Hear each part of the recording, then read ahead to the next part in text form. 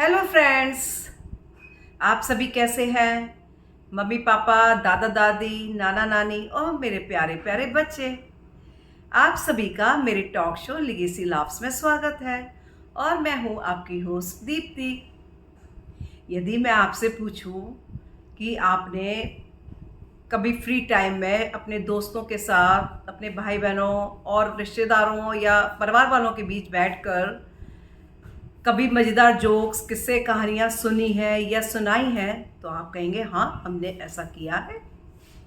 मैंने भी अपने स्कूल के फ्री टाइम या घर में अपने दोस्तों के साथ, अपने भाई बहन और परिवार वालों के बीच में बहुत सारे जोक्स, किस्से, कहानियाँ सुनी हैं और सुनाई हैं।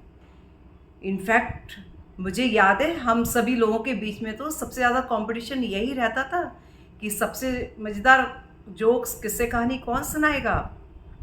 तो जो मैं आपको आज एक मज़ेदार, बहुत ही मज़ेदार किस्सा सुनाने वाली हूँ, वो भी कुछ मुल्ला नसरुद्दीन से जुड़ा हुआ है।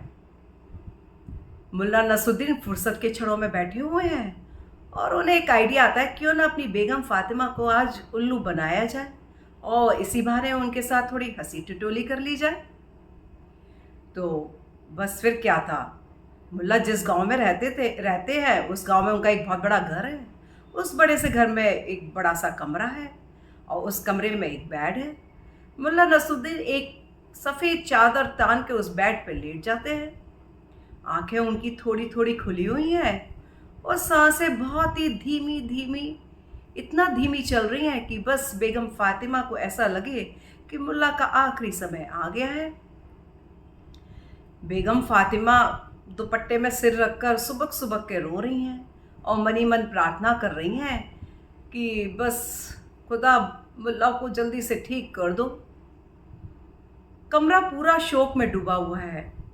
घर के बाहर, मुल्ला के घर के बाहर, मुल्ला का मुर्गा और मुल्ला का दोस्त गधा दोनों ही बहुत शांत बैठे हुए हैं अपने मालिक के लिए। अचानक ही थोड़ी देर में मुल्ला की बड़ी धीमी सी बुदबुदाती हुई आवाज़ सुनाई देती है, फातिमा, फातिमा। फातिमा अपने दुपट्टे में सिर रखती हुई, सुबकती हुई मुल्ला के बेड के पास आती हैं, थोड़ा आगे झुकती हैं और मुल्ला से बोलती हैं, कहो मियाँ, क्या बात है। मुल्ला भी अपने नाटक को पूरी तरह से जारी रखे हुए थे। उन्होंने बड़ी सांसों को ठहराव देते हुए और बेगम फातिमा को ये सुनिश्चित करते हुए कि बस मुल्ला का आखिरी समय आ गया है, इस तरह का नाटक करते हुए वो बेगम फातिमा से बोलते हैं, फातिमा, मेरा अंतिम समय आ गया है। मैं चाहता हूँ तुम मेरी आखिरी ख्वाहिश पूरी करो। बेगम फातिमा भी सुबकती हुई बोलती हैं, कुछ भी मियाँ, कुछ भी, चुप रहो, बस खुदा के लिए चुप रहो। तुम्हें मुझसे कोई जुदा नहीं कर सकता, प्लीज अपने आप को संभालो। खैर, मुल्ला नसरुद्दीन भी अपनी सांसों को बहुत धीमे धीमे करते हुए, अपनी आवाज़ को बड़ा धीमे स्वर से कहते हुए बोलते हैं,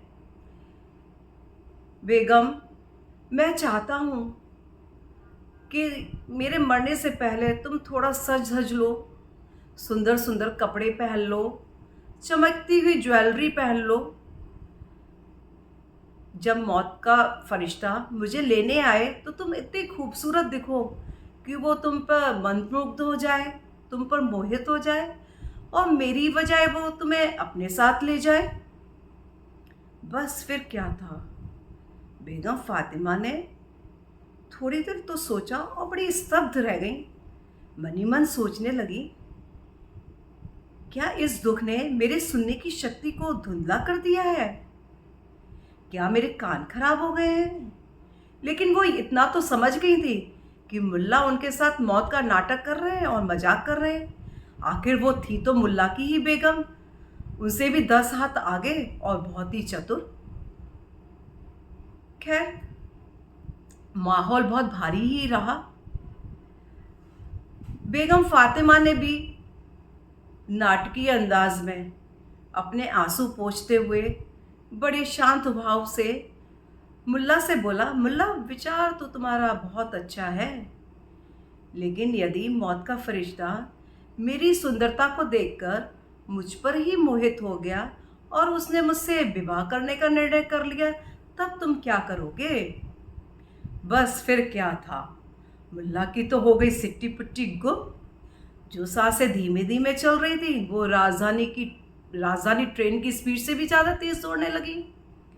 और जो उन्होंने चादर तानी हुई थी अपने ऊपर, वो बस झट से हटाई और घबरा के सीधे तन के खड़े हो गए और अपनी बेगम फातिमा से बोले, मैं बिल्कुल ठीक हूँ बेगम, मैं बिल्कुल ठीक हूँ।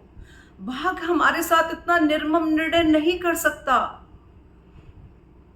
फरिश्ते ही क्या, फरिश्तों के फरिश्ते भी तुम्हें मुझसे जुदा नहीं कर सकते। मैं तुमसे बहुत प्यार करता हूँ, हम दोनों बिल्कुल साथ साथ रहेंगे। बस फिर क्या था, वो जो कमरा शोक में डूबा हुआ था वो खुशी से गूंज उठा। घर के बाहर जो मुर्गा शांत बैठा हुआ था मुल्ला का, वो भी खुशी से बांग देने लगा, कुकड़ू कू कुकड़ू कू। और मुल्ला का दोस्त गधा जो हमेशा उसके साथ रहता था, वो भी खुशी के मारे झूम उठा और बोलने लगा, ढैचू ढैचू ढैचू।